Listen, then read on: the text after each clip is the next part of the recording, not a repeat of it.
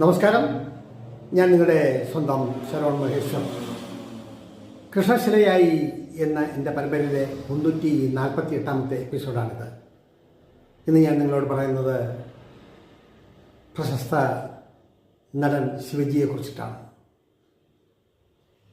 അവിചാരിതമായിട്ടാണോ അപ്രതീക്ഷിതമായിട്ടാണോ എന്നറിയില്ല, ഞാൻ അദ്ദേഹത്തെ പരിചയപ്പെടുന്നതും സംസാരിക്കുന്നതും വടുതയ്ക്കാട്ടുള്ള ദിഗുഞ്ചം ഹോട്ടലിൽ വെച്ചിട്ടാണ്.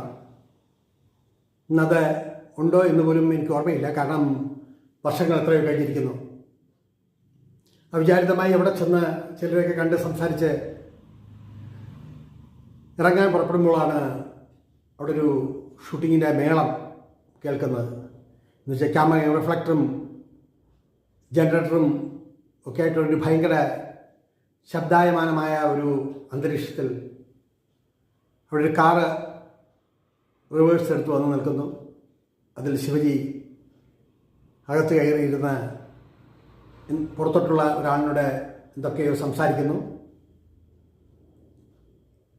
ടച്ചപ്പ് മാൻ വന്ന് മേക്കപ്പ് അസിസ്റ്റൻ്റ് വന്ന് അദ്ദേഹത്തിൻ്റെ മുഖത്തെ വിയർപ്പ് കണങ്ങളെല്ലാം ഒപ്പിയെടുക്കുന്നു. അതിനുശേഷം വീണ്ടും ലൈറ്റ്സ് ഓൺ ചെയ്യുന്നു. ഇദ്ദേഹം ഡയലോഗ്സുകൾ പറയുന്നു.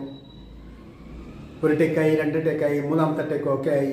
അങ്ങനെ ചൂടിൽ നിന്ന് രക്ഷപ്പെട്ട് പുറത്തോട്ട് വരുമ്പോഴാണ് ആ ചിത്രത്തിൻ്റെ സഹസംവിധായകൻ എന്നോട് പറയുന്നത്, എന്താ ശിവജിയുമായിട്ട് സംസാരിക്കണം, ശിവജിയുമായിട്ട് ഫോട്ടോ എടുക്കണം എന്നൊക്കെ തോന്നുന്നുണ്ടോ എന്ന് ചിരിച്ചുകൊണ്ട് ചോദിച്ചപ്പോൾ എൻ്റെ പിന്നിലും 3-4 പേർ നിൽപ്പുണ്ടായിരുന്നു. ഞങ്ങളുടെ ഫോട്ടോ ആരെടുക്കും എന്നുള്ള ചിന്തയിലാണ് നമ്മുടെ കൂടി നിന്ന ഒരാൾ പറഞ്ഞു. അപ്പോൾ ശിവജി അദ്ദേഹത്തെ ഒന്ന് നോക്കി, നമ്മളൊന്നും പ്രേമൻസീർ അല്ലല്ലോ എന്ന് ചിരിച്ചുകൊണ്ട് പറഞ്ഞപ്പോൾ ഞാൻ അറിയാതെ മറുപടി പറഞ്ഞു, എല്ലാവർക്കും പ്രേമൻസീർ ആവാനും പ്രേമൻസീറിന് എല്ലാവരും ആകാനും കഴിയില്ലല്ലോ ശിവജി. എന്തായാലും കാണാനും സംസാരിക്കാനൊക്കെ കഴിഞ്ഞല്ലോ. അന്നത്തെ കാലത്ത് ഫോട്ടോ എടുക്കാനുള്ള സംവിധാനമൊന്നും ഇല്ല. പ്രൊഡക്ഷൻ്റെ ഫോട്ടോഗ്രാഫർമാരാണ് കൂടുതലും ഫോട്ടോകളൊക്കെ എടുക്കുന്നത്.